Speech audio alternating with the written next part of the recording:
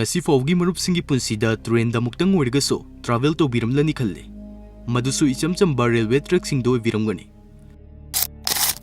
adubo marupsing video sida malemgi oina tongan tonba mafam singda leiba adomna uba amadi taba matamda angakpatana thangadauba adugumlaba malemgi khwai dangerous oil launaba railway track singi maramda ikhoi punna khangminase videos da haizaraktoriba railway track sing asi uraba amadi masigi maramda mapung fana khanglaba matungdadi train sing asi sungtong tongloi harakpa fau yaribani railway track sing asina tamthibgi chang asi heart chonba mi singde kaidaunungda travel to bangamloi daba makhak oheli construction gi matam dasu workers kya gi thawai mangkribani aduna interesting oiba masigumba topic singi damak marup singna channel asibu subscribe tawiduna pukning thawat piu haizari ngasigi video asibu yengbiriba viewers singi marakta train da mafawba travel tawdriba marup sing kayam yawbagi comment ta khangminase aduga travel tawraba singi oinasu experience kamdawage madusu comment ta thambiramu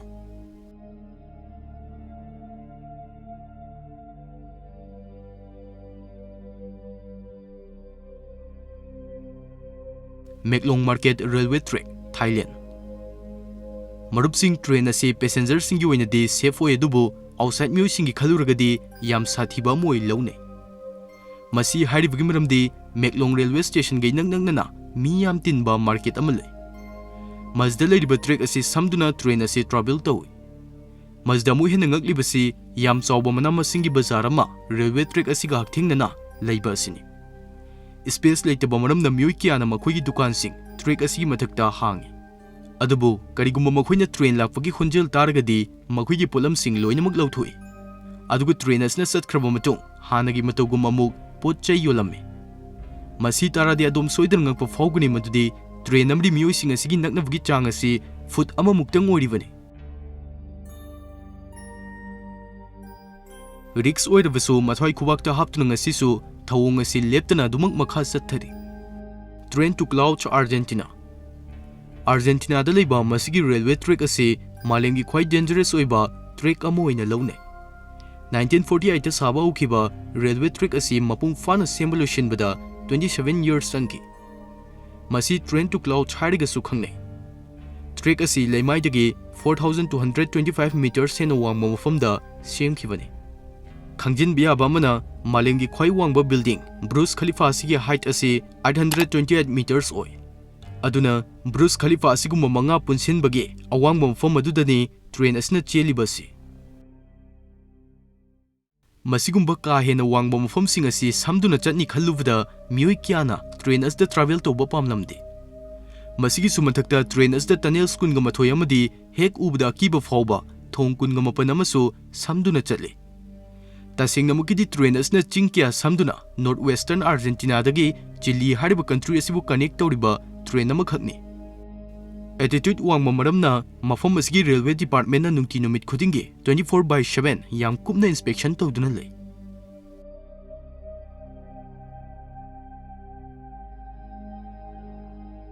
Japan dadi masigi rail route asi sathina tamthiba route amoina laune track asigi saruk khrada nakana nimak hoba Yam pick by yacht ki thong samduna chatpa tahali.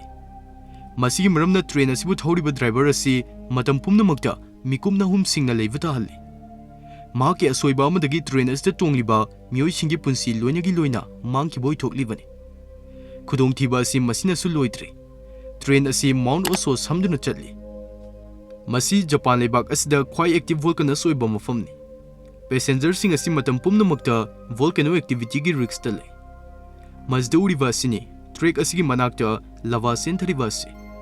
Karigumba Mazda volcano erupt oraklagadi kanamate hingbo ithoktribani.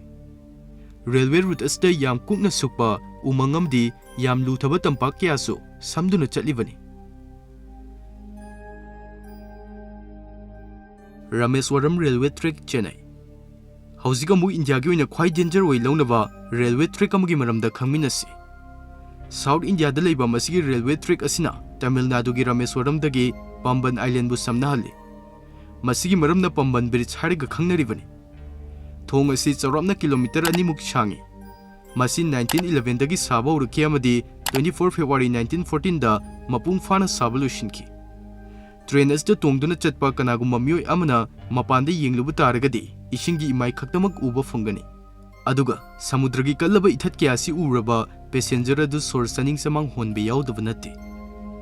Yamna kanba nonglei nungshit amadi mikup khudingi lakpa kanba safu kya sina journey asi amuk hena langtangnaba amadi akiba pokhalli. Aduna tangai fadavgi chatnaba taragasu mioi kya amanadi masibu samduna chatpada hangoiba faunai.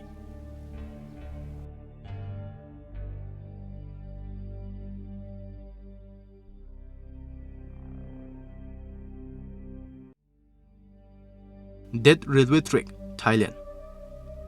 Masigi railway track asina Bangkok tagi Burmagi Rangoon City asibu shamnahalli.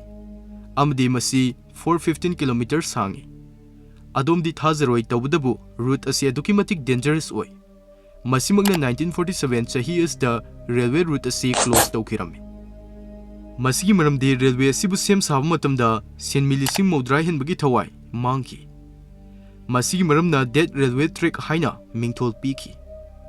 Masigumba thodok leiba taragasu 1957 chahi is the track asi amuk reopen tawki. Adubu mafom ayambada suklaba umangi lambi oibana ngasisu akiba mi paiba poktaba nati. Thamoi shonma mioisingnadi masigi railway track asida kaidawnungda chatke khalloi.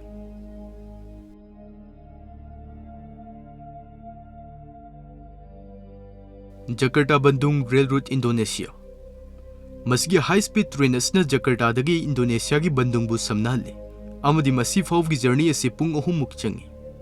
Aduga marup sing pung ahum gi journey asi jugot chaba lambi amata nati. Hoi achumbani journey as the fazraba views ki adang uba fangani. Adubu suglabu umang amagi mathakta leiba thong asibu samba matam dagi akiba pokpa uraklani. Thong as the samlingai kariguma makhada yengtharagadi pukning huna fazavta natana akiba pokhalli. Amadi uba matam dasu akitu zungba fawhallivani.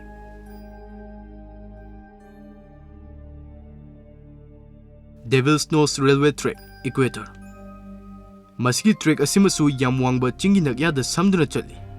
Amadi masigi asangba 12 kilometers ni. 1995 ta semkiba masigi track asi engineering marvel ni haina lawne. Nakanamada sathina wangba ching atopa amadana kara ama hena kuthava valley. Masi uvda tu khyau chunglibani.